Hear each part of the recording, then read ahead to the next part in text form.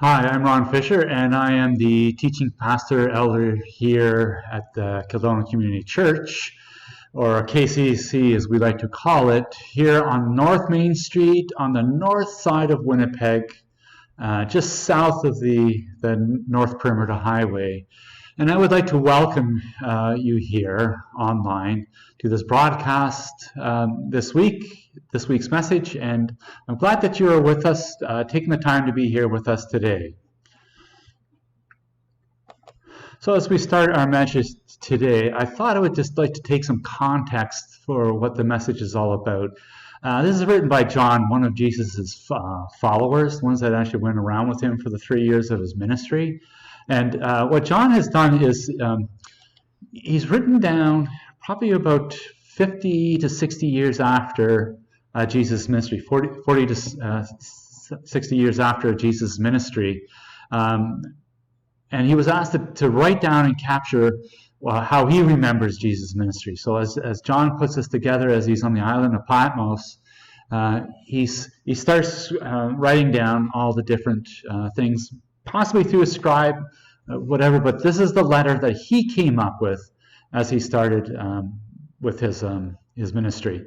So I just thought I'd take a look at some of the things that he was looking at. And he starts this off as he's with the context of John the Baptist, someone who was very important in the time of history, and actually he comes to this point of where he's coming in and he says this thing, John 1 verse 14, which is, to me, is one of the best verses in the Bible that describes the person of Jesus, where the Word became flesh and many say dwelt among us, tabernacled among us, which really means to pitch his tent, which gives me the image of Jesus being around. He's not stuck in a building or a big palace, but he came down as one of us, and he moved around. He even said himself, I have no place to lay my head.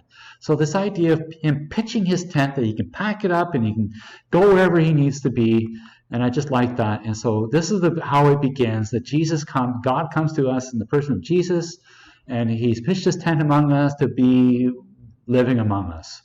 And then we go, one of the first things that he does is he comes in and we find that he does this wedding in Cana.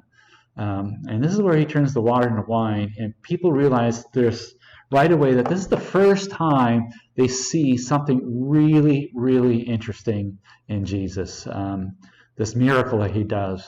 And kind of sitting back and goes, hey, that is pretty cool, changing water into wine. I think I want to have him for my next party kind of idea. And we'll walk through that, of how the image of who Jesus is and what he was doing is somehow misunderstood between what Jesus wants and what the people want. And so he comes in, he changed the water to wine, he says, and that's the first part of where he went.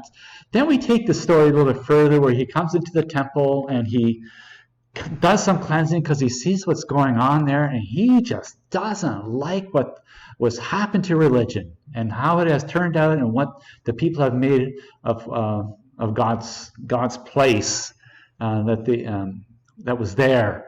And so he cleanses the temple, and people get really mad at him and saying, Jesus, what sign can you show us for doing this? Prove that you have the ability and you have the authority to cleanse this temple and knock over our tables and everything, and we just don't think you have this. So they're looking for something. Jesus, show us something. We're not interested in your verbiage. We want to know you. We want to see some sign from you. And then so Jesus moves on, and the next thing we find is that he meets Nicodemus that night, and he visits, Nicodemus visits Jesus, and Nicodemus comes to this point of trying to figure out who this Jesus is. Is he really who he says he is? And how does that fit into his understanding? And Jesus does this thing that we're going to really touch on a little bit later, is where Jesus talks about the Spirit does what it will. We just talked about that in the past message, that the Spirit moves where the Spirit moves. God moves where God moves. Jesus moves where Jesus moves. And we don't get to decide that. So it's really interesting that he says this, and this is also where he says, God so loved the world that he gave his one and only Son, so that the world might be saved through him. Paraphrasing a couple of verses there. And it's important to understand that Jesus didn't come just for the Israelites. He didn't come just for the future, just the Christians. He came for the whole world. His desire is that everyone turns to him. Everyone comes to him and has that special relationship with God the Father. So that was really, really important for Jesus to take on. And so he talks about this with Nicodemus, and then next thing we know, he meets a Samaritan at the well. Wow, going through Samaria, he wasn't supposed to do that. Talking to a woman, he wasn't supposed to do that. Talking to a Samaritan woman, definitely not. Talking to a Samaritan woman who even they didn't want around, even worse. And yet Jesus takes the time to talk with the woman at the well, and just goes to show that he's here not just for the Israelites, but he's also here. He's talking to Samaritans, and he sees them as being important people. And we talked about that earlier on in the message. And so now we see that he went to Galilee. We didn't talk about this part, but it was a very short part of the story, but important enough that when he goes back to Galilee, to among his family, they don't treat him like Jesus. They treat him somehow different. It's about his actions, the so-called the tricks, or the signs and the miracles that he does. Hey, that's pretty cool stuff. Not mind who Jesus is, but we kind of like what he's doing there. So. And then he leaves and says, I guess I'm just going to get nothing from my own people. And then he starts moving out. And as he's leaving and he's walking away, we find that he meets the royal official. And eventually, he heals his son. So I thought we would, at this point, take a look at the story. It's in John, starting in chapter 4, starting at verse 43 and following. So if you want to follow, take your Bible, read along, or you can watch this video. After spending 2 days there, Jesus left and went to Galilee, for he himself had said, prophets are not respected in their own country.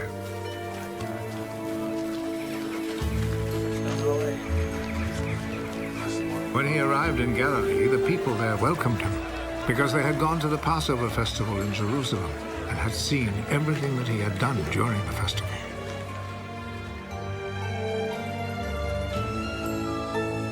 Then Jesus went back to Cana in Galilee, where he had turned the water into wine.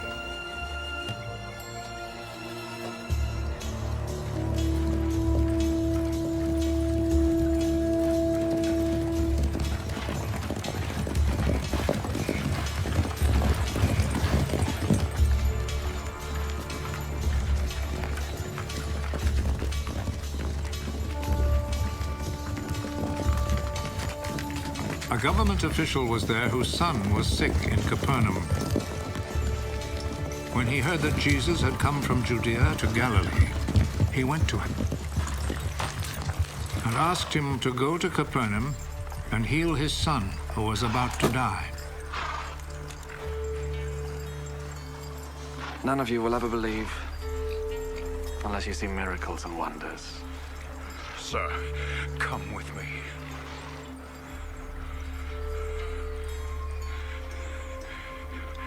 Before my child dies. Go.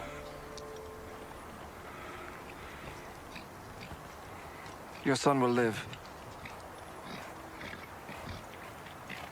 The man believed Jesus' words and went.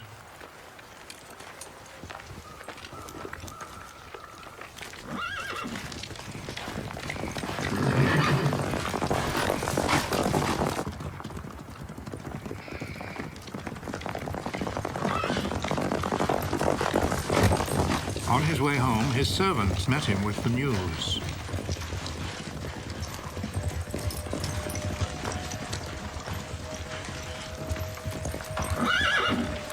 Your boy, He's going to live. He asked them what time it was when his son got better. It was 1 o'clock yesterday afternoon when the fever left him. Then the father remembered that it was at that very hour when Jesus had told him. Your son will live.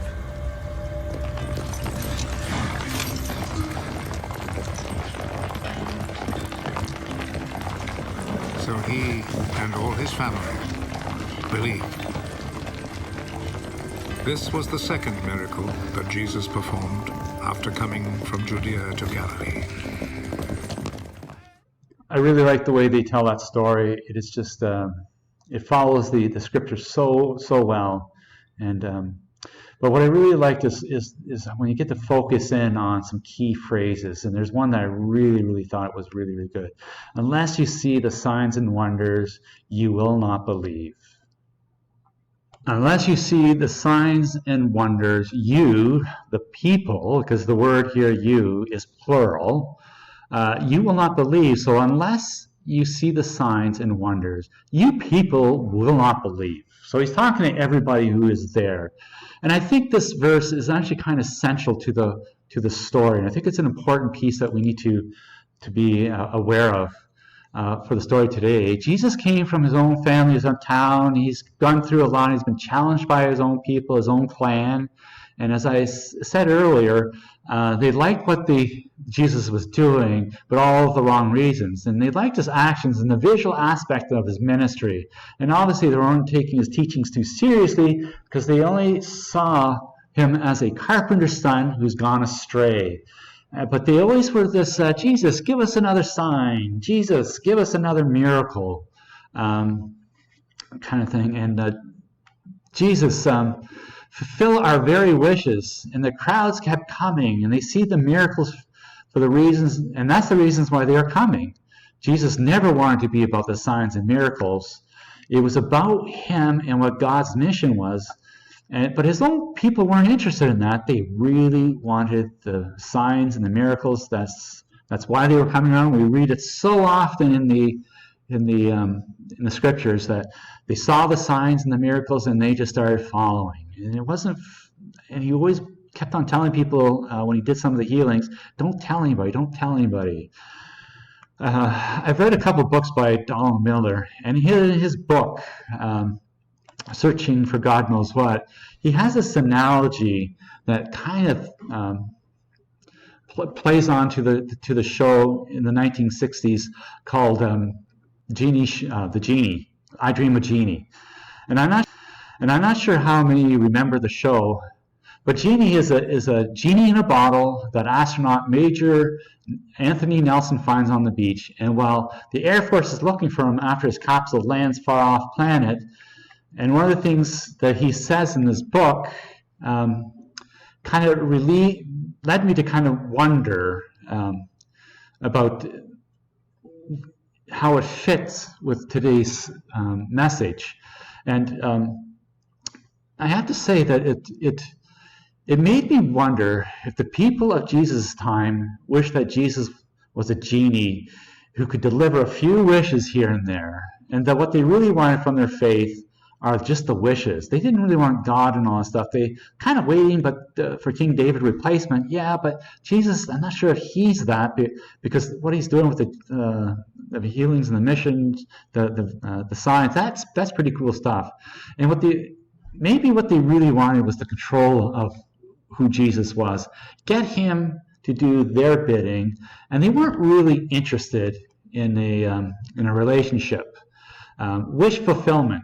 We want the miracles. We want the miracles. And outsiders, that's even the Romans learned about Jesus' ability. And they came asking him to do something for them. And it just comes back to this point. Unless they see something, they will not believe. Unless they see something, they just won't believe. And often the Gospels, like I said, Jesus is telling people, don't tell anybody about this.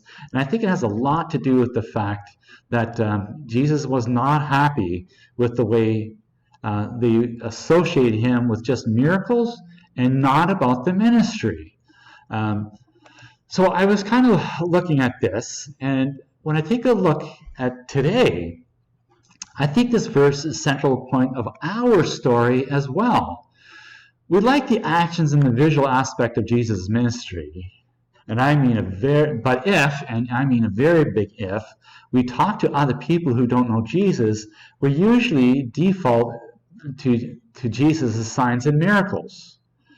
And I like what Donald Miller says here. It makes me wonder if secretly we don't wish that God were a genie who could deliver a few wishes here and there, and what we really want from the formulas, like how do we run the churches and all this stuff, are the wishes and not the God. So how we approach things, we seem to be more interested in how Jesus can deliver something for our own benefit, but not God. And what we really want is to control God somehow, to do our bidding and to bid on God, saying, if you do this for me, then we will do that. I'm not really interested in a relationship.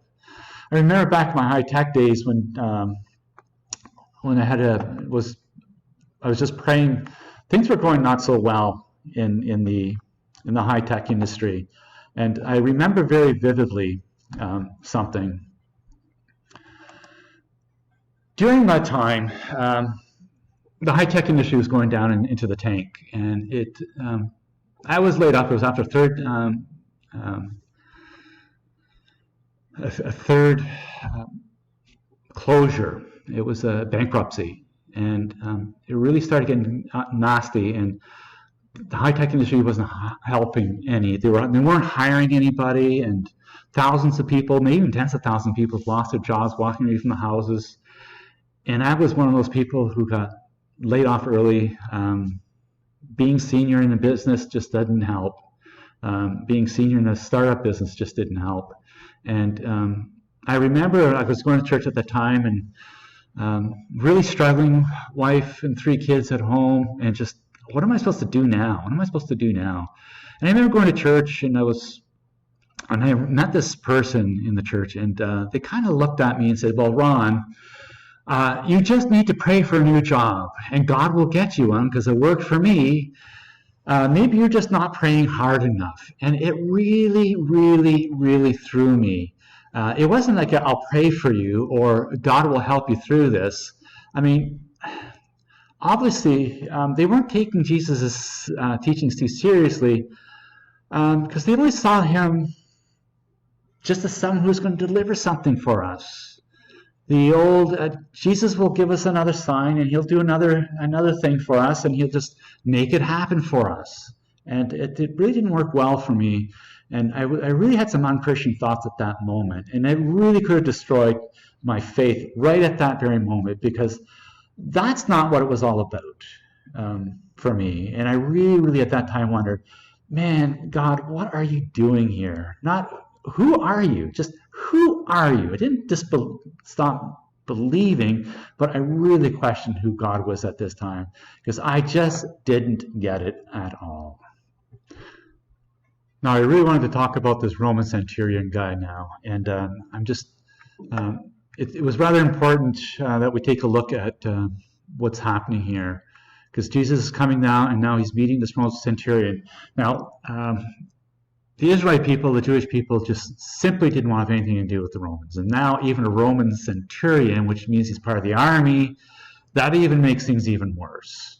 But this guy comes up, and he's heard about Jesus, and now he's coming to Jesus, and saying, Jesus, you got to help me. There's something here. So the centurion, and he's heard about Jesus, and he's thinking there's something behind this guy, but he's not quite sure what it is. And he's going to Jesus and says, well, if I get him to come with me, maybe he'll do these miracles and signs for me as well. He seems to be doing it everywhere else, so why not here? Why not with me? Now, as Jesus is talking to him, you can imagine what the disciples are thinking. Jesus is talking to their sworn enemy, and now Jesus is hearing the man, and he's talking to him. Here's what the man has to say, and now his response is, go, your son will live. And I think to the ears of the disciples or any of the Jewish people around that time that would hear this, that Jesus would actually do something in favor for these sworn enemies, is really not a good idea. There's something wrong that's going on here. This simply can't be.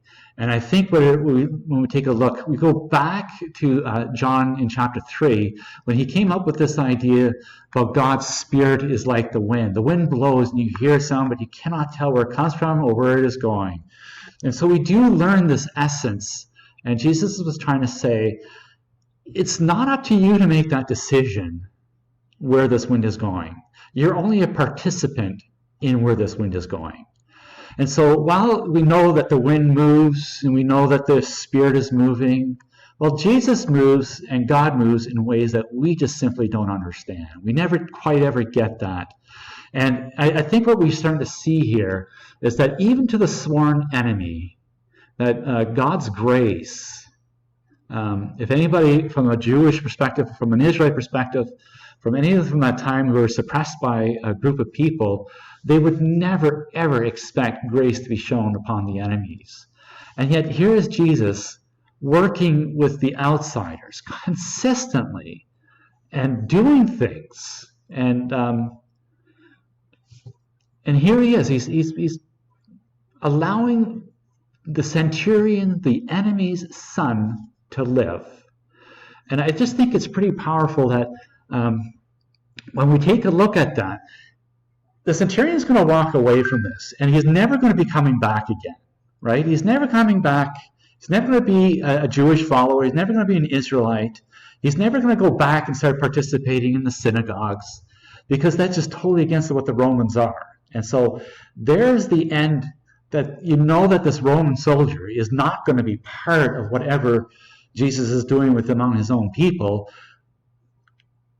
And yet he comes to Jesus, knowing very well that he's not going back to that community, but yet he believes. And here we start seeing the essence of when God's Spirit starts moving in places that we don't expect. We kind of sometimes hope that, no, God shouldn't be going in those areas. And God does move in those areas because that's where he needs to be. And it's really important for us to start showing up and being God's wind, God's Spirit, being the hands and feet of Jesus in ways that we just don't quite think of. And we need to be able to show the grace of Jesus in ways that we never quite think of as well, to people that we might even think are sworn enemies. And so they see this as a way of building community, breaking down the walls and bringing people to God, bringing them back to the garden where God was walking with his people in the very beginning. And so this is what I think is kind of happening here with this Roman centurion and what Jesus is planning here and to do. And I think that's something that we should be taking very, very closely in our ministry, in our missions, here from this place and from any place that we do ministry. We need to show grace. We need to show love. We need to be the hands and feet of Jesus. And it's not bound by our church families or our denominations and whatever. It's all about who Jesus was, and that it's about the relationship. I found it interesting, especially during this COVID time. Many of us have lots of stuff, I will say, around us. And we had TVs, we had internet, we have all sorts of different things. And yet, in the end, in this isolation, we struggled greatly. We had all this stuff and we struggled greatly. And what did we struggle for? We wanted to meet people once again. We wanted to be able to hug people once again. And I find that when things are really down in the dumps, and if we, like during my high-tech days where I lost everything, not everything, but I had to lose a property, and I changed my life, changed my world. But I really reached to the connections of the family, and that is what got me through. It wasn't all this stuff. It wasn't all the cars in the driveway, or that we had televisions and all that kind of stuff and radios, but it was relationships that got us through. And I think the same thing what we're finding out with this COVID, and why churches want to get back together so bad, is because they desire the relationships that will get us through. And this is the crux of what Jesus is trying to do here, is to bring all of people together in relationship, not only with each other, but also with God. And I think that was Jesus' mission. It was not about the healings and the miracles and all that, but it was about developing relationships, and especially a personal relationship with Jesus, a special relationship with God that allowed us to get through and get carried through the challenges of our life, not to be avoided from them, but to get carried through it. Relationship is what matters.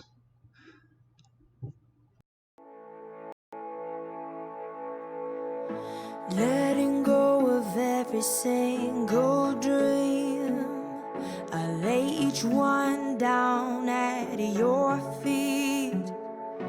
Every moment of my wandering never changes what you see. I've tried to win this war.